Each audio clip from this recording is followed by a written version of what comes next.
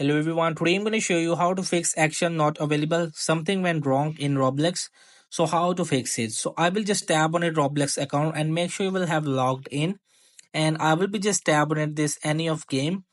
So example, I will just scroll down and here is the option you will see the like and disliked. So 93% of audience like this game. And if I want to just dislike, so I will be just tapping it. This is the down arrow, so this means that you will be just have to dislike this game.